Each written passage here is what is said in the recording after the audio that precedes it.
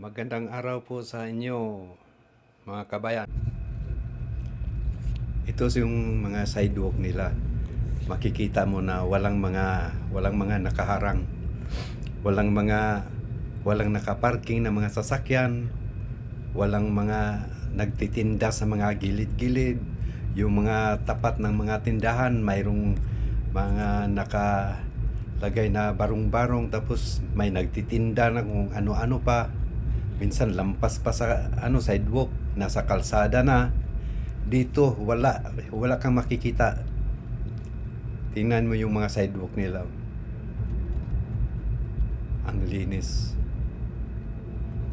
Tsaka yung mga sasakyan, yung mga driver na mismo, alam kasi nila ang batas, sila na mismo ang hindi lumalabag, mga disiplinado eh.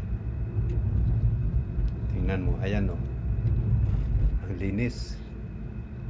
Kahit saang sulok ka dito sa kanila sa Japan, kahit malaki, maliit o laki yung sidewalk, yung mga sasakyan nila nakaano talaga. Kung hindi naka parallel, basta hindi nila hinaharangan talaga yung sidewalk.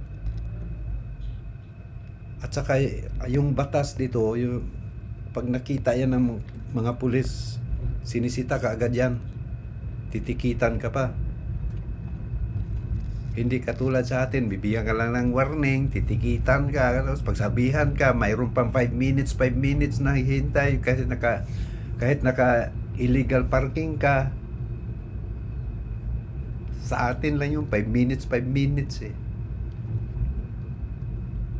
Yung mga bata naglalakad nasa sidewalk, safe na safe. Ayan oh.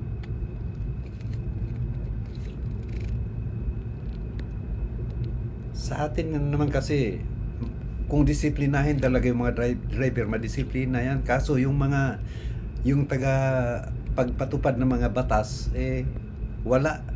Malambot pa sa kanya.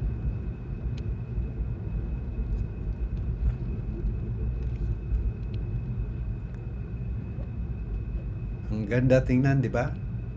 Hindi magulo.